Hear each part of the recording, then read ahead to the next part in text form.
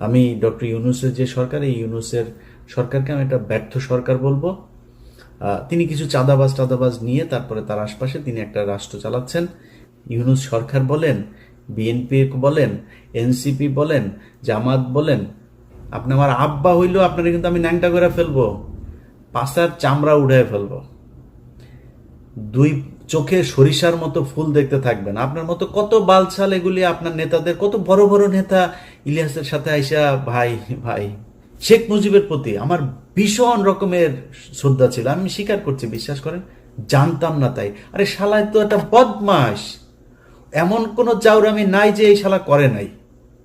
এই যে নারায়ণগঞ্জে চশমা ফেলে রেখে আসা বেশ্যাপ খানায়, মিথ্যা কথা না। সুপ্রিয় দর্শক, আসসালামু আলাইকুম। দর্শক, এবার ইলিয়াসুর রহমান সকল রাজনৈতিক নেতাদের কুকীর্তি ফাঁস করে দিয়েছে। এনসিপি, বিএনপি সহ আওয়ামী লীগের সকল গোপন তথ্য ফাঁস করে দিয়েছেন। এই ভিডিওর মাধ্যমে দেখাবো আপনাদের। তো সাংবাদিক ইলিয়াসুর রহমান কি বলেছেন দেখাবো আজকের এই ভিডিওতে। ধৈর্য সহকারে সম্পূর্ণ ভিডিওটি দেখতে থাকুন, তাহলে রাজনৈতিক নেতাদের কুকীর্তিগুলো দেখতে পারবেন। তো চলেন ভিডিওটি দেখে আসি। 1 বছর পূর্তি হয়েছে। 1 বছরের মধ্যে বাংলাদেশে এই মুহূর্তে কোনো চাঁদাবাজি নাই, কোনো ঘুষ নাই। বাংলাদেশে এই মুহূর্তে কেউ কারোর জমি দখল করে না। এই মুহূর্তে কোনো অস্ত্রবাজি নাই, দেশে কোনো মাদক নাই। এরকম হওয়ারই তো কথা ছিল, তাই না? আসলেই কি তাই আছে? এই দেশের কোন জায়গায় কোন প্রতিষ্ঠানটার পরিবর্তন হয়েছে আমাকে একটু বলেন। সারা দেশের অবস্থা যা ছিল তাই আছে। এর জন্য এতগুলো মানুষ জীবন দেয়নি। তারপরেও বিশ্বাস করি যে হয়তো একটা ভালো কিছু হবে, নির্বাচন হবে, নির্বাচনের পর একটা সরকার আসবে, সেই সরকার এই দেশের মানুষের জন্য কিছু করবে। আমি ডক্টর ইউনূসের যে সরকার, এই ইউনূসের সরকারকে আমি একটা ব্যর্থ সরকার বলবো। তিনি কিছু চাঁদাবাজ নিয়ে তারপরে তার আশপাশে তিনি একটা রাষ্ট্র চালাচ্ছেন। ব্যক্তিগতভাবে তার টাদাবাজির ব্যাপারে কিছু জানি না, কিন্তু একটা একটা করাপ্টেড একটা গভর্নমেন্ট তিনি পরিচালনা করছেন। বাট ইউনূসকে আমাদের দরকার ছিল। এখনো পর্যন্ত ভারতীয় যে আগ্রাসন, এই গত কয়েকদিন আগে যুক্তরাষ্ট্রের সাথে যে কূটনৈতিক দর কষাকষি, এগুলোর জন্যই মূলত তাকে আমাদের খুব দরকার ছিল। তিনি ছিলেন, আছেন, আমার কোনো সমস্যা, সামনেও তাকে একটা ভালো জায়গায় রাখা হোক। এখন আপনি আমাকে বলবেন যে ভাই, এক এক করে যদি বলতে যাই, ইউনূস সরকার বলেন, বিএনপি বলেন, এনসিপি বলেন, জামাত বলেন, সবখানেই একটা সমালোচনা করার জায়গা আছে। কে কি করছে এটার আমি বললাম না, আপনারা দেশে আছেন, আপনারা সবাই জানেন। আমি আর বিতর্কিত আজকে আর কোনো বক্তব্য দিতে চাই না, যে কারণে এগুলো নিয়ে আলোচনায় না গেলাম। আমি আওয়ামী লীগ ক্ষমতায় থাকাকালীন কিছু কথা বলতাম যে আমি কখনোই চাঁদাবাজি, দুর্নীতি এগুলোর জন্য আমার এই যুদ্ধ না। আমার যুদ্ধের একটা জায়গা আছে, সেটা হচ্ছে ভারত বিরোধিতা। কারণ আমার এই দেশের সব সমস্যার মূল কারণ হচ্ছে ভারত। আমরা ভারত টারত নিয়ে কথা বলতাম, আমাদেরকে বলতো আমরা হইলাম এগুলি নিয়ে নাকি সব গুজব ছড়াই, এগুলি কোনো সত্যি কিছু নাই। শেষ পর্যন্ত সেই ভারতে কিন্তু এই স্বৈরাচারকে নিয়ে জায়গা দিয়ে রেখেছে। এই ভারতীয় এখনো পর্যন্ত তাদের জায়গা থেকে দেখেন, 2 দিন আগেও ভারতীয় পররাষ্ট্রমন্ত্রী বলে যে আমাদের খুব কি বলে, কি দৃষ্টি, সূক্ষ্ম দৃষ্টি না কি যেন এক দৃষ্টি রাখছেন তিনি। হুম তুই কে রে বেটা, আমার দেশের কি হবে সেটা দৃষ্টি রাখার জন্য? তোর না হাগার পায়খানা নাই, তুই পায়খানা বানা আগে। তোর ওই দেশের মানুষের চাইতে এই দেশের মানুষ বহু ভালো আছে, তুই করা লাগবে না, তুই তোর দেশ নিয়ে চিন্তা কর। এটা বলেছে এই ইন্ডিয়া বলেছে। তার মানে আমরা যা বলতাম এই দেশের মূল সমস্যা ভারত, তারাই সমস্যা। অতএব আমাদের ওই জায়গা থেকে বের হইতে হবে। 5 তারিখে বিশেষ করে বিএনপির কথা বলি, বিএনপির কিছু বক্তব্য শুনে মনে হচ্ছে ঠিক আওয়ামী লীগের কথা বলছে, এরকম মনে হয়। আমি ওটা যদি শুধু অডিও শুনি এবং ওই ভয়েসটা যদি আমি রেকগনাইজ করতে না পারি, তাহলে আমার মনে হবে আওয়ামী লীগের কেউ বক্তব্য দিচ্ছে। ওনারা এখন মুক্তিযুদ্ধের চেতনায় বিশ্বাস করেন। ওনারা পাকিস্তানের রাজাকারদেরকে, কারা নাকি রাজাকার, চিহ্নিত যুদ্ধাপরাধী, ওই যে পোস্টার টোস্টার সরানো নিয়ে হয়েছে না, চিহ্নিত যুদ্ধাপরাধী শেখ হাসিনার বিচারে যদি নাকি কেউ চিহ্নিত যুদ্ধাপরাধী কেউ মেনে নেয়, তাহলে এতিমের টাকা আত্মসাতেরটা তো মেনে নিতে হবে, খাম্বা নিয়ে যেগুলো বলে সেগুলো তো মেনে নিতে হবে, তাই না? মানবেন নাকি? সাকা চৌধুরী তো জামাত করতো না, তারটা মানবেন? মানে একটু মানবেন একটু মানবেন না, এটা তো হইতে পারে না। আমি শেখ হাসিনার কোনো বিচারই মানি না। দেখেন না, এখন পর্যন্ত দেশে যাইতে পারি নাই কেন জানেন? এই দেশের কিছু মানুষের মুক্তির জন্য। আপনি 1 বছর হয়ে গিয়েছে, এখনো অনেক মানুষ জেলখানায় আছে, তাদের কথা মনেও করেন নাই, কেউ কোথাও বলেনও নাই, বলেনও না, বলবেনও না। কারণ আপনারা মনে করেছেন সামনে কিছু খাবার এসেছে, সেটা খেয়ে নেই, শেষ। এই দেশের মূল সমস্যাটা কোন জায়গায় ছিল সেখানে হাত দেন। এখন পর্যন্ত বিডিআরের লোকগুলো জেলখানায়, কোনো বড় রাজনৈতিক দল, না বিএনপি না জামায়াত, কেউ যায় নাই। এনসিপির কিছুটা, ওই যে একজন সমন্বয়ক আছেন মাহিন ভাই কিছুটা দিত, সময় দিয়েছে, সময় দেয়, এখনো সময় দেয়। এর বাইরে কোনো রাজনৈতিক দল তাদের পাশে দাঁড়ান নাই। আপনাদের সমস্যা মনে হয় না ওইটা? 25শে ফেব্রুয়ারি পিলখানার হত্যাকাণ্ড এই দেশের মূল সমস্যা, এটা মনে করেন না? যদি মনে না করেন, এটার জন্য আপনাদেরকে একদিন মূল্য দিতে হবে, চড়া মূল্য দিতে হবে। এবং এবার যদি আবারও আপনাদেরকে মূল্য দিতে হয়, সেখান থেকে বের হয়ে আসতে পারবেন কিনা এটার কোনো গ্যারান্টি নাই। ঢাকা বিশ্ববিদ্যালয়ের এখানে আপনি চিহ্নিত যুদ্ধাপরাধীদেরকে নাকি করা যাবে না। চিহ্নিত যুদ্ধাপরাধী শেখ হাসিনা কি বলেছেন?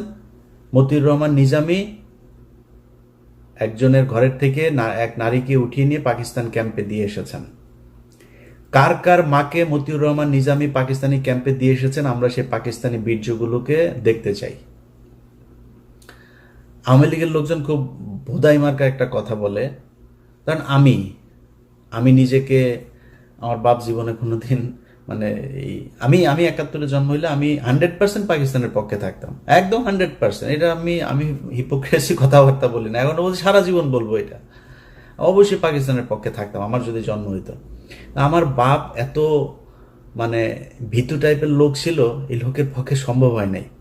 তারপরেও আমি কিন্তু নিজেরে রাজাকারের সন্তান বলি, আমি রাজাকার পরিবারের বলি, এগুলি বলি। কেন বলি জানেন? চালাক, তাই বুদ্ধিমান, এই জন্য বলি। কারণ ধরেন আমার বাপ যদি রাজাকার হইতো, আমার বাপ বিভিন্ন ঘর থেকে বাঙালিদেরকে তুলে নিয়ে পাকিস্তান ক্যাম্পে নিয়ে আসতো, আমার বাপ তো সেফ থাকতো। কারণ আমার বাপ পাকিস্তানি লোকজনের সেবা করে, পাকিস্তানি লোকজনের ই করে। তাহলে কি হইলো? যারা তুলা দিয়ে আসলো, আওয়ামী লীগের লোকজনের বৌরে নিয়ে ক্যাম্পে দিয়ে আসছে না। যদি আমার বাপ রাজাকার হইতো তাহলে কি করতো? আমার বাপ তাহলে আওয়ামী লীগের লোকজনের নিয়ে, মহিলাদেরকে নিয়ে ক্যাম্পে দিয়ে আসতো। তো পাকিস্তান কারে বীর্য দিয়ে গেল? তোর মারে দিয়ে গেল। আওয়ামী লীগের মারদের পেটের মধ্যে বীর্য পয়দা হয়ে এখন ছাত্রলীগ যুবলীগ হয়েছে। আর বাকিগুলি ওই যে ক্যাম্প, ওই সীমান্তের ওই পারে গেছিল, ওগুলির পেটের মধ্যে দাদারা দিয়ে দিয়েছে, যেগুলি এখন জয় বাংলা করে। জয় বাংলা আমার দেশের স্লোগান না, এটা ইন্ডিয়ার শিখায় দেওয়া স্লোগান। ভাই, মুক্তিযুদ্ধের চেতনা নিয়ে যদি রাজনীতি করতে চান, বহুত সমস্যায় পড়বেন। আমি ভাই, বাংলাদেশ 1971 সালে স্বাধীন হয়েছিল, এটা মানি না। এখন আপনি আমার যা মনে চায় তাই বলতে পারেন, কারণ ওইটা ভারত আর পাকিস্তানের যুদ্ধ ছিল, সেটা ভারত এখনো বলে, এবং বাংলাদেশের পক্ষ থেকে ওইটার ব্যাপারে কোনো ধরনের কোনো প্রতিবাদ এখন পর্যন্ত করা হয়নি। এইবার প্রথম এই সরকার আসার পরে করেছে, ওইটা আমি এনাফ মনে করি না। আপনি যদি মনে করেন ওইটা আপনার স্বাধীনতার যুদ্ধ, ওই ব্যাপারে আপনি প্রকট, আপনি একদম পুরোপুরি এক ইয়ের মধ্যে থাকবেন, তাহলে তো আপনাকে তাদের সাথে সব ধরনের চুক্তি বাতিল করতে হবে, সব ধরনের থেকে সম্পর্ক থেকে বের হয়ে আসতে হবে। আসেন নাই, তার মানে তাদের ওইটা আপনি সহ্য করেন। তাহলে ওইটা যুদ্ধ না, ভারত আর পাকিস্তানের যুদ্ধ, ভারত এখনো সেলিব্রেট করে। এখন আপনি যদি মনে করেন, আমি কিছুক্ষণের জন্য এটা মানলাম যে আপনার ভারত পাকিস্তানের যুদ্ধ, এই মানে বাংলাদেশের মুক্তিযুদ্ধ। আমার এই ভিডিও এই মুহূর্তে যেই মানুষগুলো দেখছেন, আমার ভিডিও পজ দিয়ে একটু 2 মিনিট চিন্তা করেন যে আমি আমার আশপাশে, আমার আত্মীয় স্বজন, আমার গ্রামের আশপাশের যত গ্রাম আছে, কতজন মুক্তিযুদ্ধ ছিল। মুক্তিযোদ্ধা যে কটা আছে তার 80% ভুয়া। খোঁজ নেন, আপনার এলাকায় যে কটা মুক্তিযোদ্ধা আছে ওর ব্যাপারে যা খোঁজ নেন। আল্লাহর কসম করে বললাম একদম ভুয়া। আপনার বাপ গিয়েছিল? যায় নাই। তা মুক্তিযুদ্ধ আপনি করলেন না, আপনি মুক্তিযুদ্ধের বিশাল চেতনা। এই যে এই সরকার এসে 1 বছর হলো, আপনি মুক্তিযুদ্ধের তালিকা বের করেন নাই কেন? কতজন মারা গিয়েছে আসলে তার তালিকা আপনি করেন না কেন? 30 লাখ, 3 লাখ, 3,000, এটা কি কেন করেন না? ওইখানে কিছু একটা আছে যেটা করতে মানে বের করতে চায় না। ভাই আমরা তো চাই সেই যুদ্ধে কতজন মানুষ মারা গিয়েছে তাদের প্রতি আমরা সম্মান জানাইতে চাই, বার করেন। আপনি ভিডিও দেখছেন না, বার যেহেতু করেন, আপনাকে দায়িত্ব দিলাম বের করার জন্য। আপনি চোখ বন্ধ করে চিন্তা করেন আপনার 14 গোষ্ঠীর মধ্যে 71-এ মারা গিয়েছে কেউ আছে কিনা।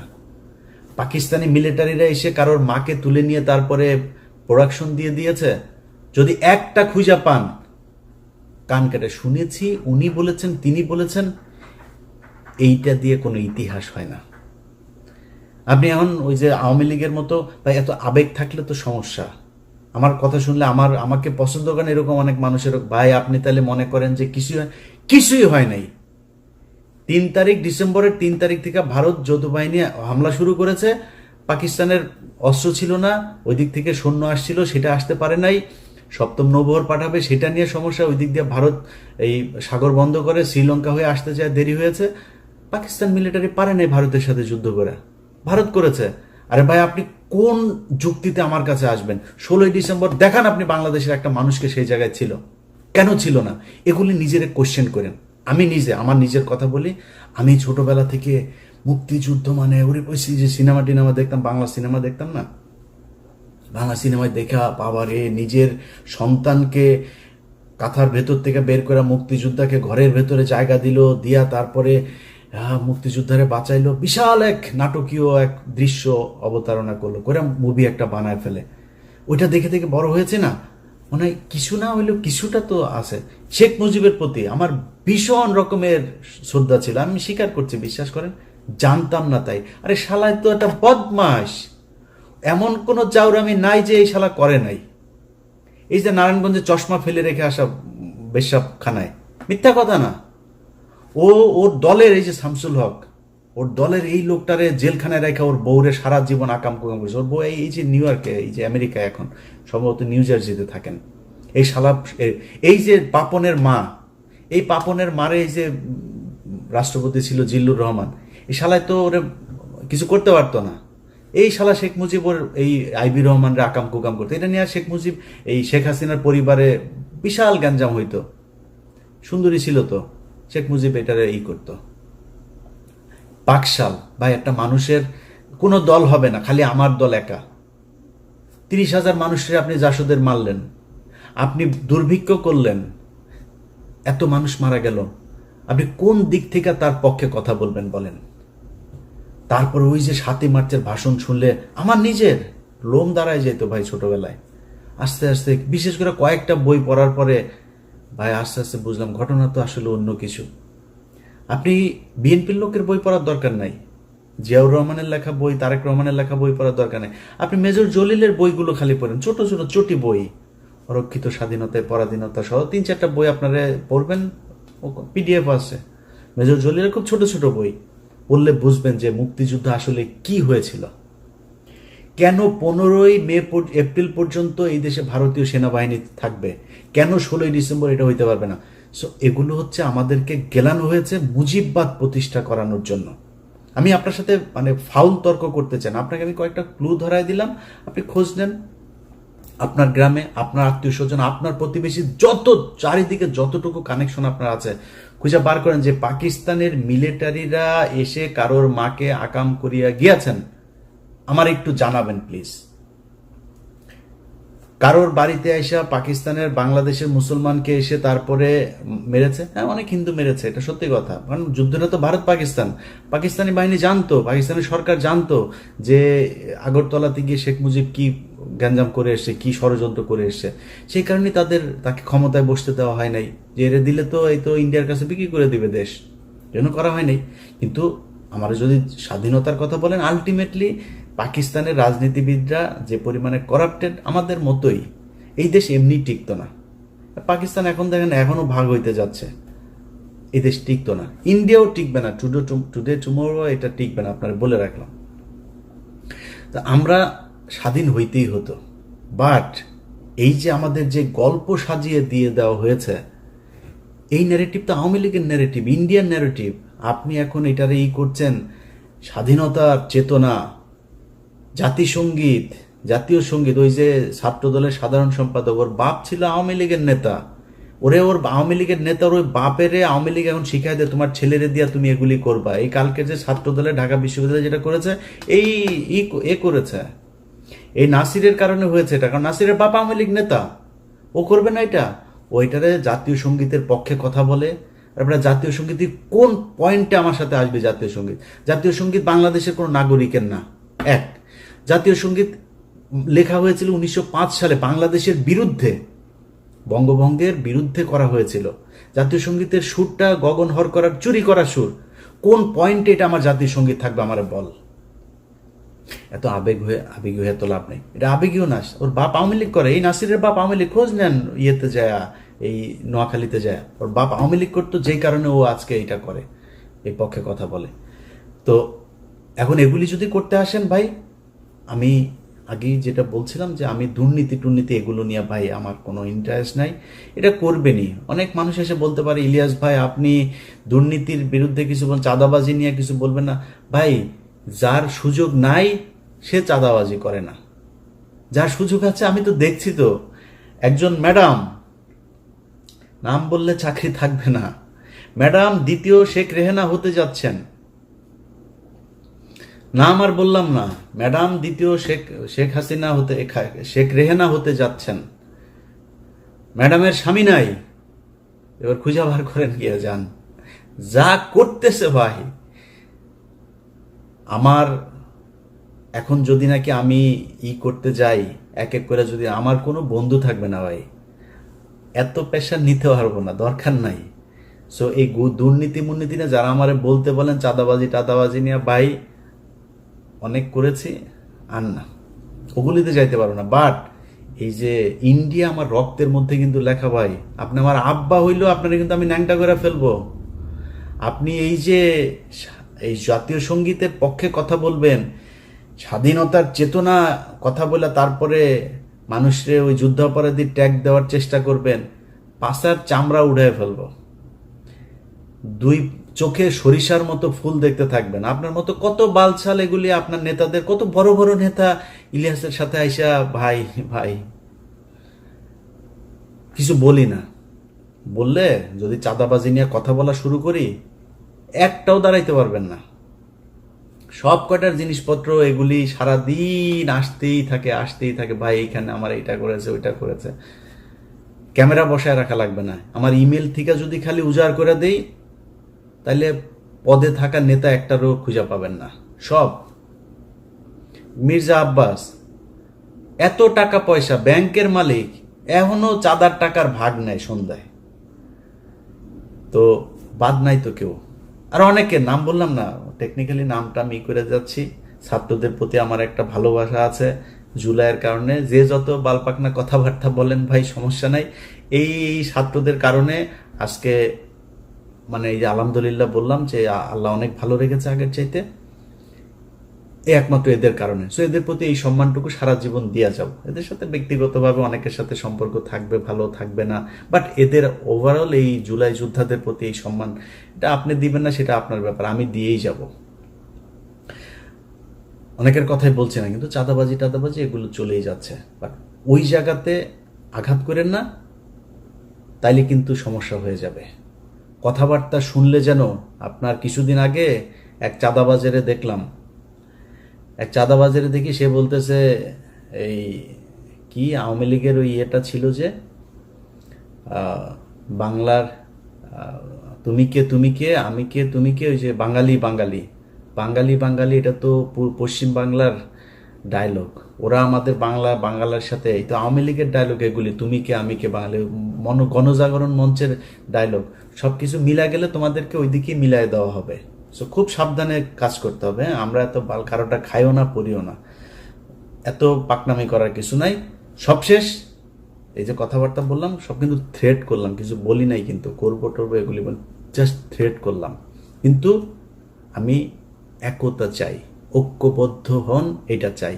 বিএনপি, জামাত, এনসিপি, আপনাদের ভেতরে রাজনৈতিক দ্বন্দ্ব থাকবে, 71 টাইনেন না, এমনি দ্বন্দ্ব থাকবে। কে কটুক চাঁদাবাজি করেন, কে কটুক দখলবাজি করেন, কি করেন, এটা জনগণ রায় দিয়ে দিবে, জনগণের উপরে ছেড়ে দেন।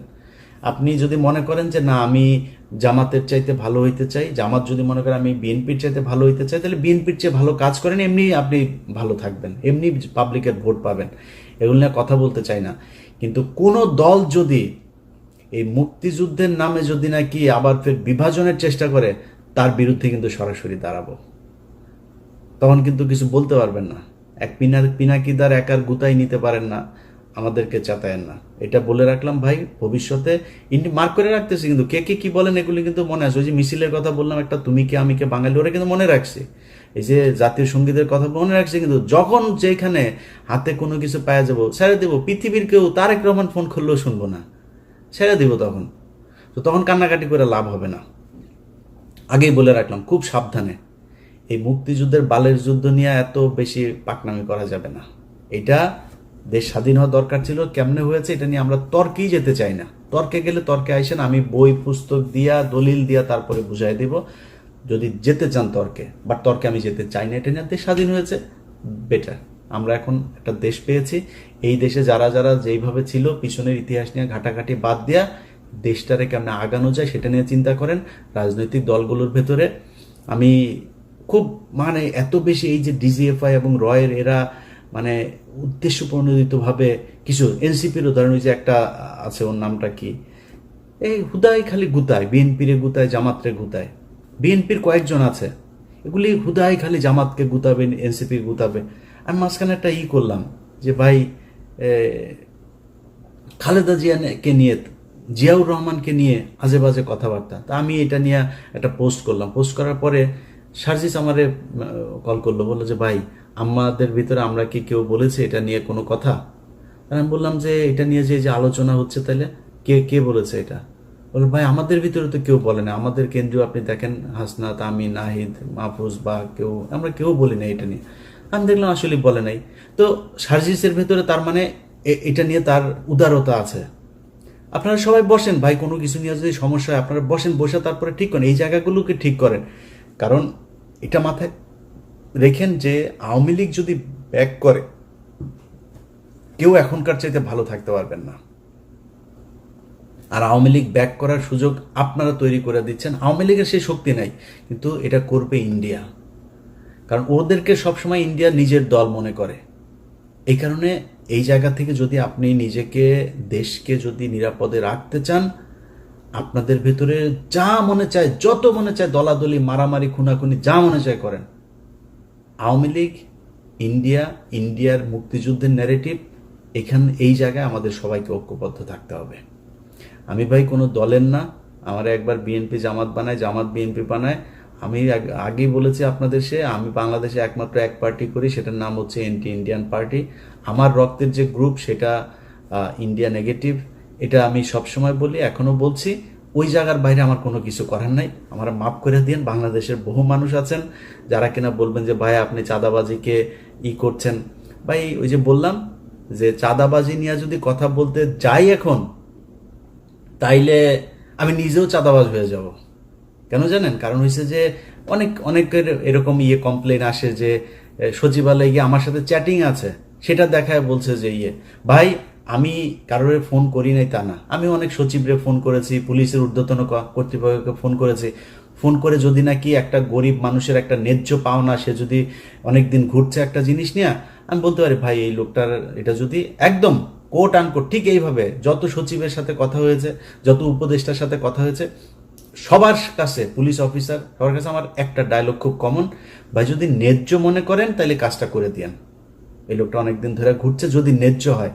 অন্যায্য কোনো, অনৈতিক কোনো আবদার, কোনো অনুরোধ, কোনো কিছু আমার কাছ থেকে কেউ যদি পান, জাস্ট আমার ফোন রেকর্ড করে ছেড়ে দিয়েন। এখন আপনি যদি আমার নামে আপনারা কেউ ভয় দেখায়, আপনি দুর্নীতি করেন, আমার ভয় দেখায় যদি কেউ আপনার কাছে টাকা পয়সা চায়, আপনি যদি দেন, আমি কি করবো? আমার কিছু করার নাই তো। যদি নাকি আমারে কেউ টাকা পয়সা দিয়ে থাকেন, আমার কোনো ভয়েস, আমার কোনো কিছুতে যদি দিয়ে থাকেন, আল্লাহর রাস্তায়, এটা আমার অনেক শত্রু আছে, যে কোনো আমার এটা দেওয়ার জন্য অনেক মানুষ বসে আছে। ওর কাছে পাঠায় দিলে দেখবেন যে ওরা আমার এটা প্রচার করবে। আমি এটি করি না, আল্লাহ যেন ওই রাস্তায় না নেওয়ায়। বাট ওই যে বললাম যে চাঁদাবাজির পরিস্থিতিটা এমন পর্যায়ে দাঁড়িয়েছে, এটা ঠিক করতে গেলে এখানে আর কাউকে খুঁজে পাওয়া যাবে না। তো লম্বা কথা বললাম 1 বছরের মাথায়। আপনাদের সবার কাছে আবারও সবশেষ অনুরোধ থাকবে, ভাই প্লিজ ঐক্যবদ্ধ হন। ঐক্যবদ্ধ যদি না হতে পারেন তাহলে আমাদের দেশের সামনে অনেক খারাপ পরিস্থিতি বিরাজ করবে। ধরেন যেই ভাইরা বিএনপিতে আছেন, আপনাকে নিয়ে কোনো খারাপ কোনো কিছু যদি নাকি মানুষ সমালোচনা করে, ভাই আমার চাইতে আমি তো এখনো বহুত গালি শুনি, বহুত সমালোচনা সহ্য করি। আমারে প্রচন্ড ভালোবাসে এরকম মানুষের সংখ্যা যেমন আছে, আমাকে ঘৃণা করে এরকম মানুষের সংখ্যাও আছে। এই যে এই পরিস্থিতির ভেতরে আমি যারা আমার সমালোচনা করে, আমি তাদের সমালোচনা অনেক কিছু, আসলে কি আমার এটা ঠিক হয় নাই, আমি নিজে ভুল করি। আমার ফেসবুকে যে পোস্ট দেখেন না, আমার ফেসবুকের পোস্ট কিন্তু ধরেন 50% বা তারও কম আমি করি, 50% আমার অ্যাডমিনরা করে। আপনারা হয়তো অনেকে মনে করেন অনেক পোস্ট বোধহয় আমি মনে হয় পোস্ট করি, এরা করে। ইদানিং আমি সবাই বলে দিয়েছে যে পোস্টের সংখ্যা একটু কমায় করতে। তো এখন এই যে আমার যত ধরনের সমালোচনা যা যা কিছু আছে, এখান থেকে অনেক কিছু শিখি, আমি অনেক কিছু শিখে তারপরে আমি আমার কাজ করি।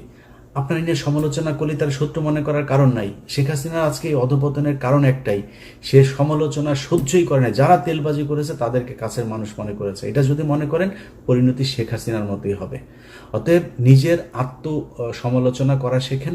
আত্ম উপলব্ধির মাধ্যমে যদি আপনি নিজেকে তৈরি করেন, আমার মনে হয় সেটা আপনার জন্য, আপনার দলের জন্য, দেশের জন্য, সবার জন্য আমাদের ভালো কিছু হবে। সবাই ভালো থাকবেন। আবারও বিজয় দিবসের শুভেচ্ছা। আওয়ামী মুক্ত একটা নতুন বাংলাদেশ দেখতে চাই। আল্লাহ হাফেজ।